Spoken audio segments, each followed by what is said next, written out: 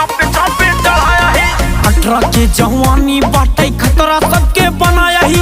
एक रोआ उखाड़ी न पौबा सीना पे चापे चढ़ाया ही। तू राजनीति के बात करा था राजनीति बाजे बामे, अरे कोर्ट कचहरी बाग में देखा पहले चापा भेजा में, अरे जे का मन करे उका बुलाया जे करे दम बकरे जामे, करे दम बकरे जामे।